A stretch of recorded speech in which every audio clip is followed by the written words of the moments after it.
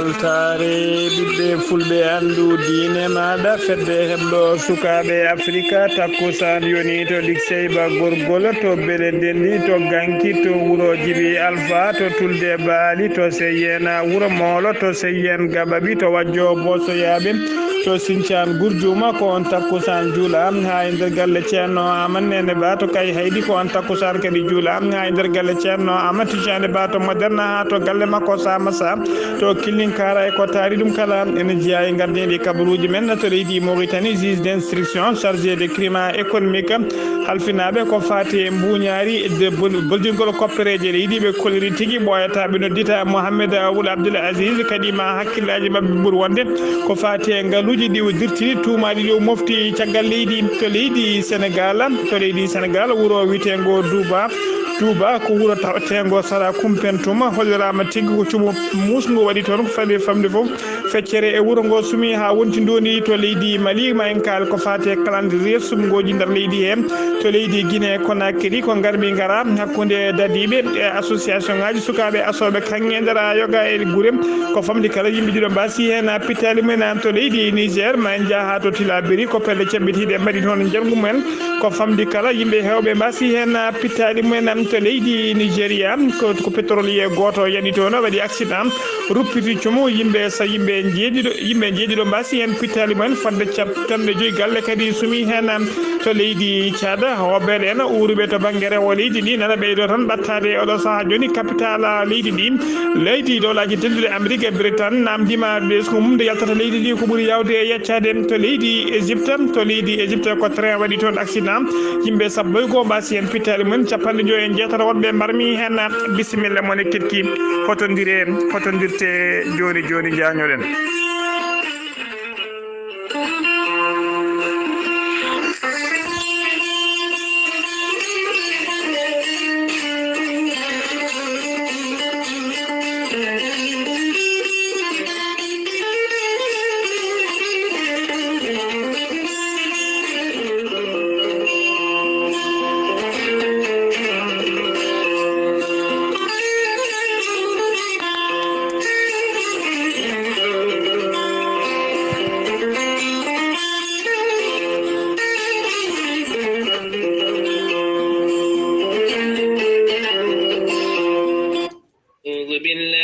الشيطان الرجيم الذين إذا أصابتهم مصيبة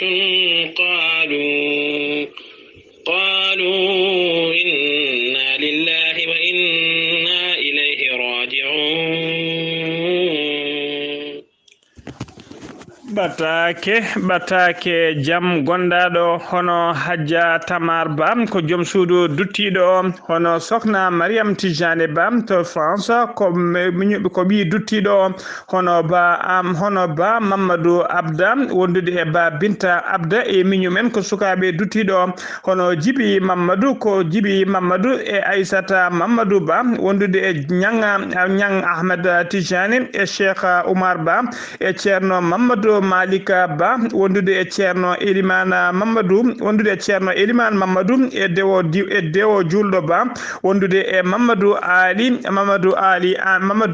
Amina wondude e Issa Wana kamɓe kala eɓe denta eɓe gullo dendagal bandiraɓe sehilaɓe e hoddiɓe kala ustare jinnade mabɓe gorko hen banggue mawniɓe hen banggue biyetenoɗo Abdourahmani Mamadou noon o ɓurno lollidde ko Abda Thiaye noon o yalti aduna ko ñande jeenaya lewru avril gonɗen ɗo to France o wirnoyte noon koto Bourgouduna ko ñande aljuma noon ñande alarba nogase go lewru avril ko ñande hen tigui goskiki artirte to Bourgouduna ko toon woni to wirnte dow inde ceerno Habou Diallo hoorejo heɓɗo sukaɓe Afrique en noldi dendagal ɓesgu makko kala siftinde on noon yettini ɗo wuulago ngo ko Adja Mariam Tijane Ba Adja Mariam Tijane Ba ko hoorejo heblo sukabe Afrika windere cikko hoorejo heblo sukabe Afrika windere batake jamma gondado hono Dawuda Salamata Li ko minyuma duttido Mamoudou Hammadi Li ko bi duttido Ousmane Hammadi Li to Cameroun Abou Hammadi Li to Guirayi Hamidou Si to Dakar Abdoulaye Mamadou Li to El Befa leydi France jettindo do wulango ebe ngullo ebe denta kambe kala ebe ngullo dendangala bandirabe sehilabe be Guraya rewa Guraya wargo kalam Giray rewa Giray wargo kalam e dendangal Gure taride kalam ustare jinnada mabbe bietenodo Amadou Salamata Li ko jamma hanki o yalti aduna to Giray ko subaka hande o wirna to Giray en nuldi duawuji men faade dendangala beskumo kalam eden biya yo Allah yurmo ya fomo harnamo aljanna kanko e dendangal maybe julbe kala Allahumma amina.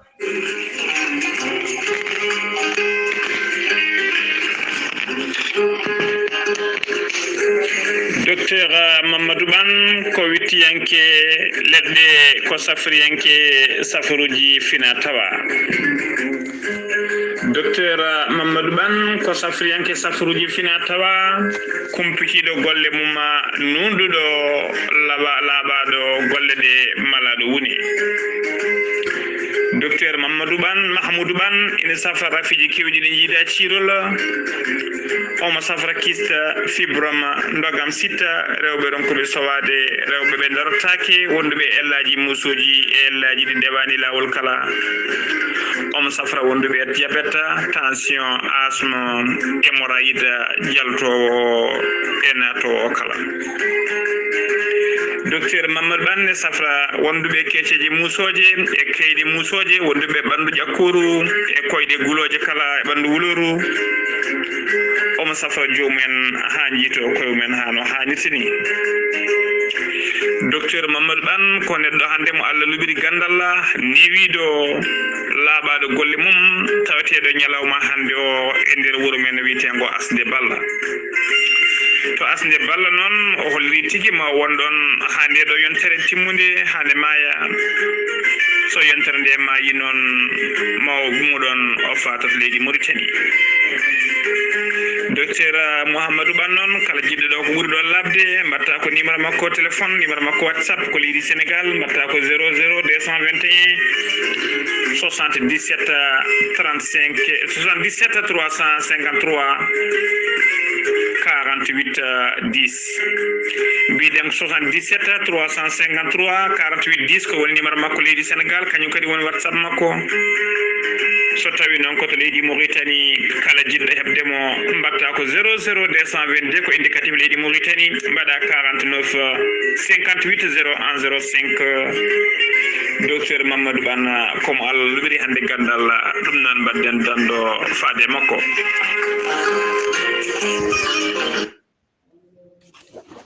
jam nyalle mon musibbe teddude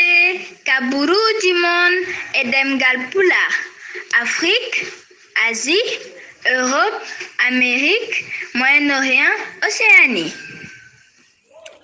jam nyalle mon musibbe teddube eden goni e altine sappo jeenaya lewru avril hitande ujunnaji didi e no gasi go kabruji men demgal pulara e sawta he ko musiddo mon sehil mon Ghali Abouba hono biido en gardidi kabruji men to leydi Mauritanie ja goddo leydi ndi kalfinado ko fate cellal adi e golledibe mumbe koliri tigi aleda hanki o sappo jeetati lewru avril hitande ujunnaji didi e no gasi go wonde ko temedde jeedidi e no gasi jeedido neddo kolki sa endara holkiso he non hen jeesar to ama e jaati ko fidabe mboroso covid 19 endara be cellade be hen sappo go kepti cellal men hano hanitni parti galleji men hayneddo goto ala mo rafio yobi fitano mum nyalawma hankio kanko ja goddo leydi ndi kalfinado ko fate cellal ade be kolli tigi wonde e odo sahaajo leydi Mauritanie wonande kay yimbe nyakkinobe nyakko adango en jetti kadi nyakko didabo e odo sahaajo fuddibe jettude nyakko didabo go be jettima temeji de no gata tato neddo e tara jokli leydi he kala ha joni ko leydi Mauritanie kedden altine subaka hande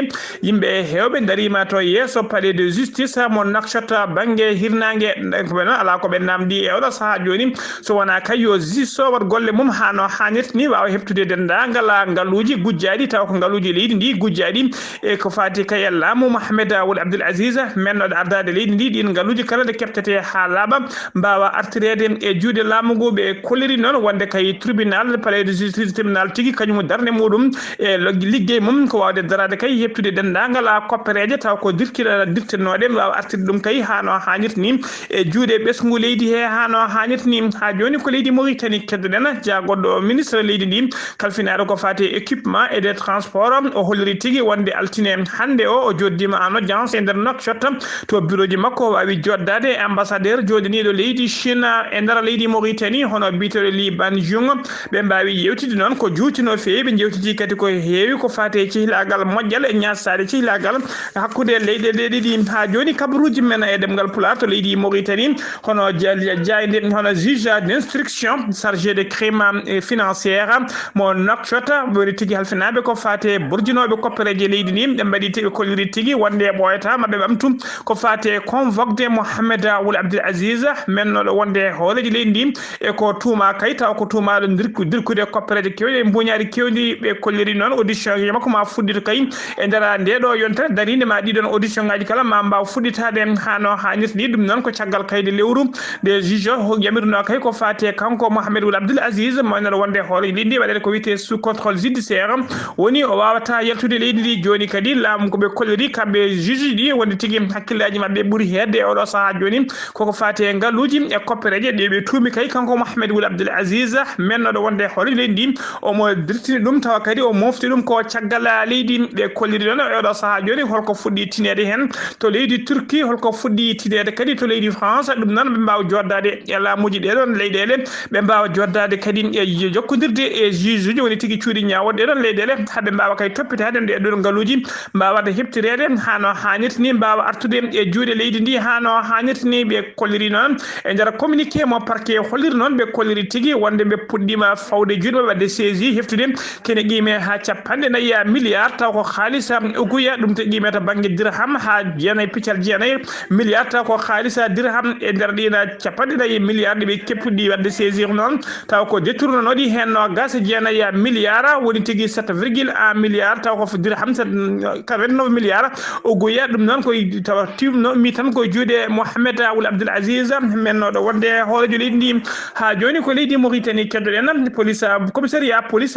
mineur mo Dar Naim woni commissariat sukaɓe mo Dar Naim ɓe kolliri tigui ɓe pawi juuɗe mabɓe e suka tokoso jinnoɗo hirsude cukalel dewel e nder legal Dar Naim ɗum noon caggal nde tawa kay o ƴetti guel ɗon cukalel o nawi ɗum ha e nokku taw ko nokku kidiɗo woni tigui mo hoɗaka o ƴetti laaɓi o fawe dade mum o fuɗɗi gursude ha fuɗɗi hay hebde ɗiƴam o saaha noon ko ɗon tigui yimɓe gaari fabade guel ɗon cukalel guel ronda guel nawa to hôpital Cheikh Zayed hollirama docteur eɓe cippiri hen ko juuti ko adi kay kene mbawa dartide ɗiƴam ɗam guel ɗon cukalel ɗon jinnoɗo wadde ngal ɗon balal e oɗo saaha joni o teɓama o nanguirama kadi laaɓi ko wiyete arme de crime laaɓi kiwo joguino ko yinno wardude guel ɗon cukalel ɗum noon tawama e makko wondude kadi e ko wondi comci makko tawa ɗino comci tawama tigui ene moddi ƴiƴama hano hannirta ni tengtinde tigui wonde ko kanko yinno yoɓade fittandu guel ɗon cukalel e oɗo saaha joni mo tawi tigui e commissariat de mineur mo Dar Naim Nouakchott ha joni kabaruji men ɗemgal Pulaar sen mem to leydi Mauritanie to leydi Sénégal paɗen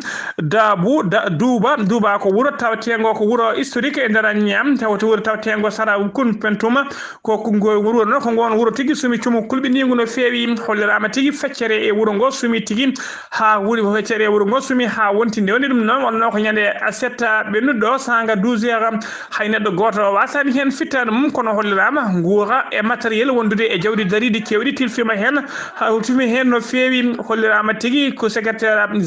général réseau ferroviaire wondude e maire Koungheul kabarama kabaɗo mbawi tigui arde ha yettade musiba o to waɗi ɗo mbawde jimde kay e oɗon musiba ha joni ko leydi Sénégal keddoɗen to Koungheul Yaya Sow ko député maire to wiyete Ribo Escale o waɗi ballal paydingal no feewi gam yidde fabade ɓesguji commune aji jeenayyi tawateɗi e nder département mo ardi o département mo Koungheul o fecciri to noon fodde capanɗe nayyi e jeegom tonnes taw ko maaro ɗum ɗiɗon tonuji maaro ɗi fecciɗo noon jaaru muɗum ene qiime ha 11 829 000 francs CFA ɗum ne fof fecciri ɗum tigui ko nder ɗiɗon commune aji jeenayyi tawateɗi e nder département mo Koungheul hollirama kadi wonde e nder commune makko tan o fecciri toon 45 tonnes maaro e enveloppe aji badɗi haalisa o waɗi erago noon faade dendagal Koungheul naaɓe ha tengti noon e ɓeɗon yimɓe dawrugol ha tengti e joguiɓe responsabilité ji ne mbawa ɗoftude e kala saaha miijo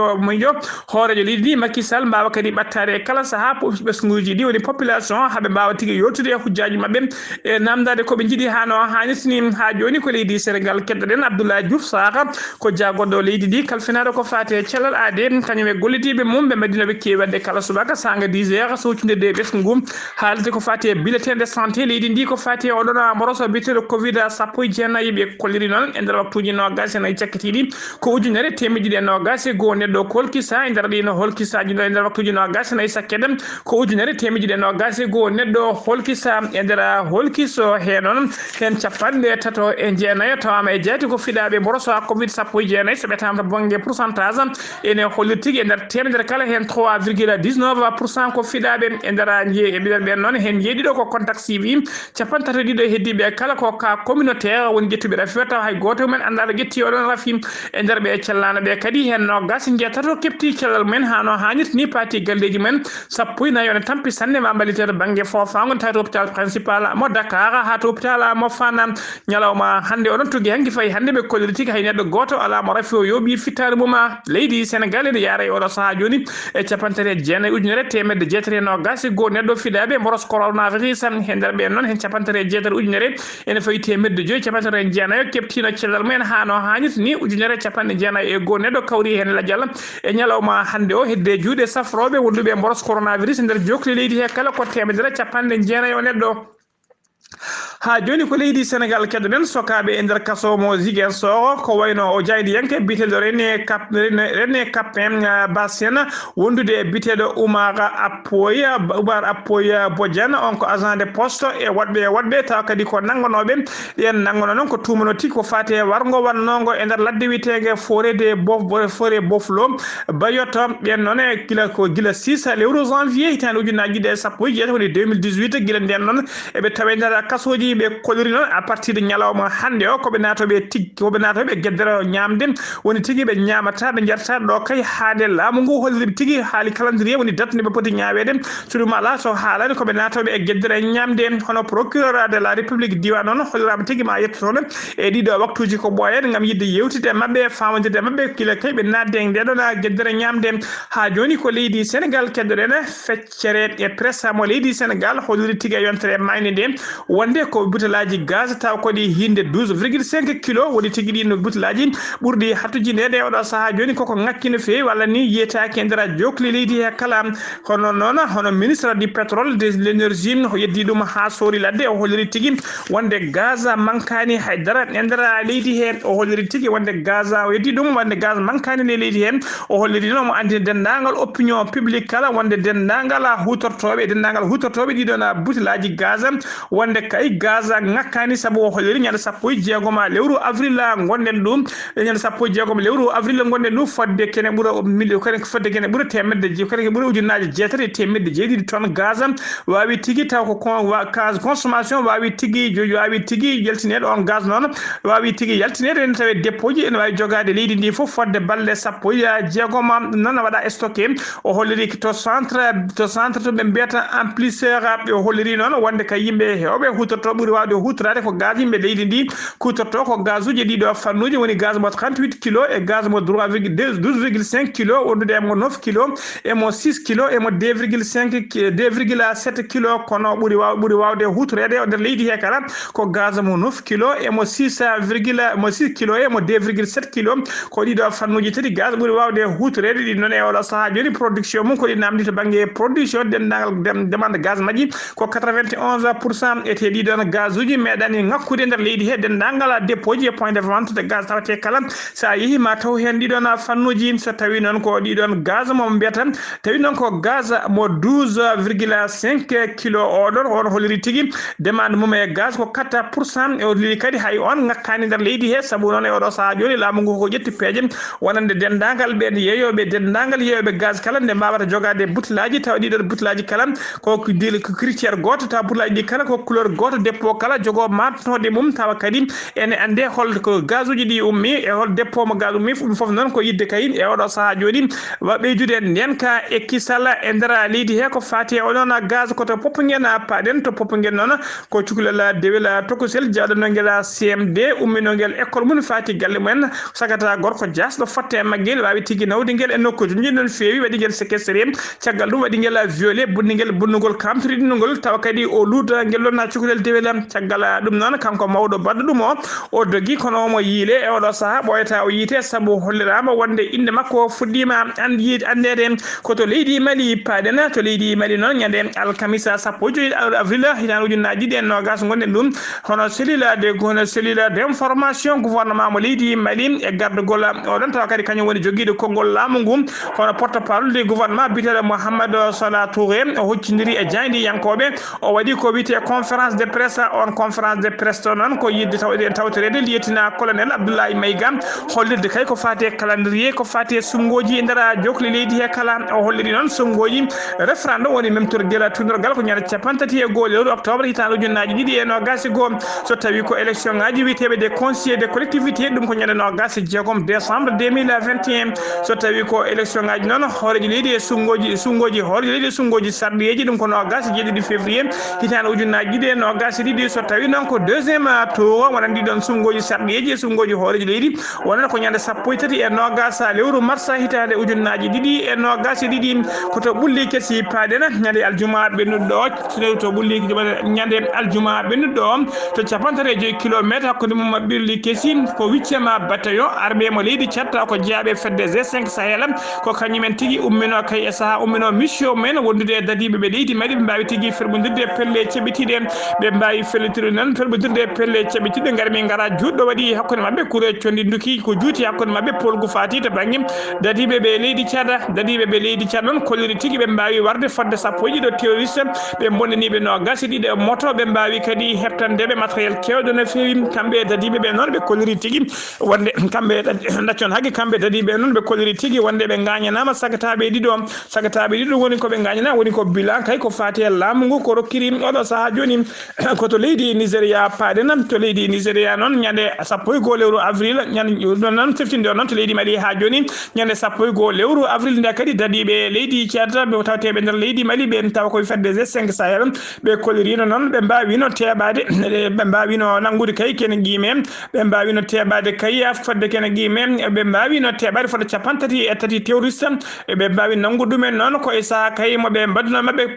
garmi gara to nokku to wiyete Torela e saaha kay ɓe jinno firtude oɗon camp d'entraînement mo pelle ceɓitiɗe joguino ha joni koye leydi Mali keddoɗen so tawi kay laamu transition Mali ne jogui oɗo saaha joni dossier Gulɗo Diaw ɓurata oɗon dossier ko fati kay ɓeɗon wasnoɓe pittali men e seppoji kay e saaha seppoji fedde witende M5 RFP wanno tigui ñande 10 ha 13 lewru juillet hitande ujunnaje ɗiɗi e nogas tawa kadi ala koɓe namdino so wona Ibrahima Boubacar Keita yo ummo e jappere laamu caggal ɗum noon ko ɓeɗon witeɓe tigui groupe witeɓe tigui ko caggal ɗum noon ko ɓeɗo witeɓe GNSP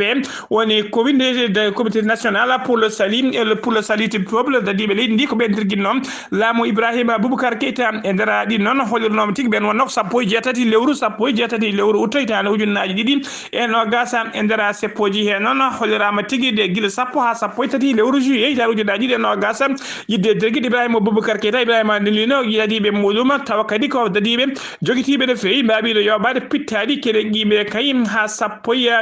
pittali keɗe qiime 14 sagata fodde 40 woɗɓe kadi mbarmino hen tawa kadi ko bilan mo munissement wanno tigui enquête muɗum e oɗo saaha joni noon M5 RFP noon darino doole mum pot noon justice waɗete kay beele waɗɓe ngallon baɗal ene mbawa teɓede mbawa rewnede lawol hano hannit ni koto Guinée Conakry paɗen to Guinée Conakry noon dadiɓe leydi ndi wondude e yimɓe tawa kadi ko asoɓe kanŋe e nder ngoɗon wuuro witego Kouroussou mbaddi garmi gara ɗum noon e nder garmi gara yimɓe ɗiɗo mbasi hen pittali men yimɓe hewɓe mbarmi mi hen nder ɓe ɗon seppannoɓe addi seppoji non ko hollirde mette mabɓe kayim e oɗo saaha joni nokkuji woni tigui situji to ɓe gasata kanŋe e oɗo saaha joni tawaɗina nokkuji laamu ngu ko itini rokki Burkina Faso naɓe ko ɗum waɗi ɗi noon mette noon haaɓe mbawi wadde ɗiɗon seppoji koto leydi Niger paɗen to rewo leydi Niger e to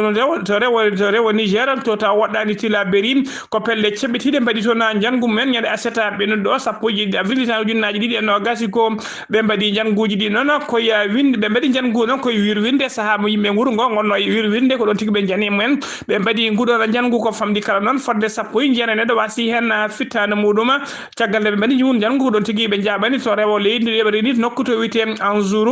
Anzourou waɗani kerol hakkude leydi mabɓe leydi ndi e leydi Mali ha joni kabaruji men e demgal pular so ɗum mima to leydi Niger ko to leydi Nigeria paɗen to leydi Nigeria noon aleda hanki o ko pétrolier goto kañum tigui ɗimɗenoɗo essence ha tiddi kañum waɗi accident caggal ɗum ruppiti jeygue ko famdi kala yimɓe jeeɗi ɗo mbasi hen pittare men fodde 50 galle kadi sumi hen cumuji kulɓiniɗi no fewi siftinde on noon e nder leydi Nigeria kala saaha accident ji musɗi mbaɗani en